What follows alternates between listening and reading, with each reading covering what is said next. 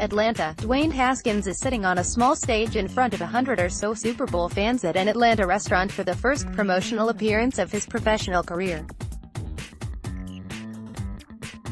This is the kind of grip-and-grin event that is going to be a major part of his life, and right from the start, he learned that they don't always go according to script.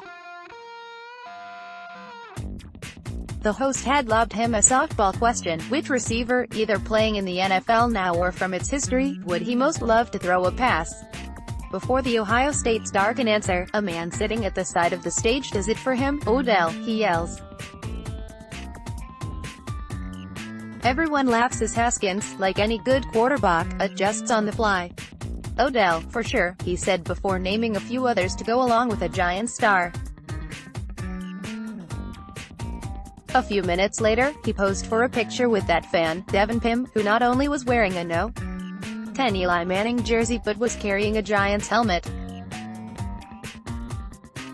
So yes, with 82 days to go before the NFL draft, there already is a photo of Haskins holding Giants gear. I asked him, "Hey, I know you grew up in New Jersey, so who was your favorite team growing up?" And he said the Giants, said Pym, an Atlanta air traffic controller who grew up in Morris County.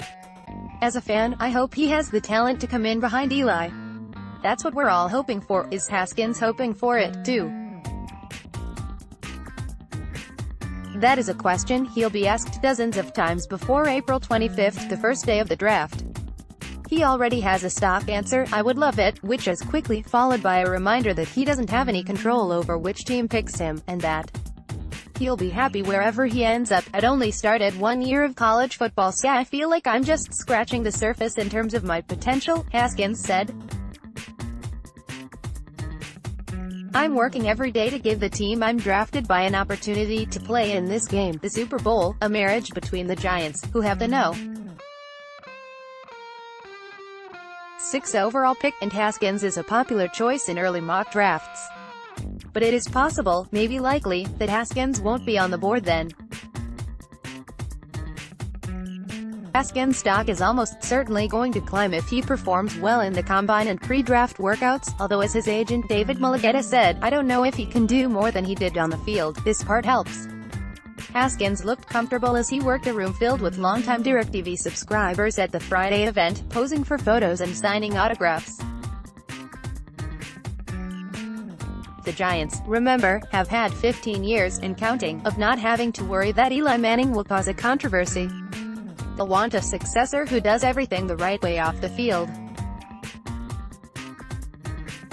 Haskins has checked that box. When you are looking to draft a QB, you always want someone you can imagine being the face of your franchise, Mulligetta said.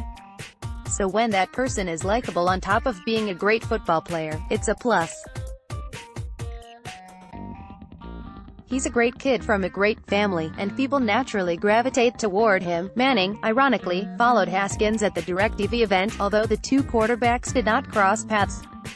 He and his brother, Peyton, did a fireside chat that was hosted by broadcaster Ian Eagle, regaling the crowd with stories from their Super Bowl wins and offering up ideas on how to beat Tom Brady and the Patriots.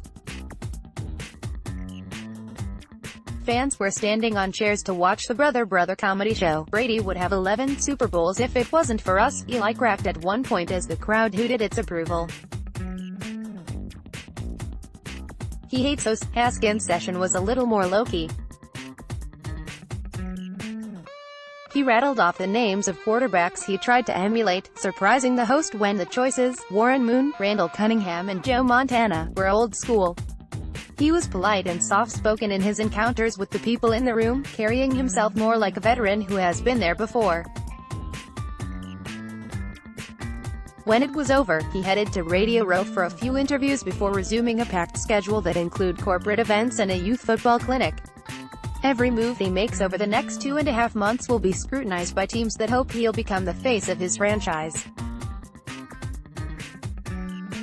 Will that franchise be the Giants? The long wait to find out is just beginning. Steve Politi may be reached at politi@advancemedia.com. Follow him on Twitter at Steve Politi. Find NJ.com on Facebook.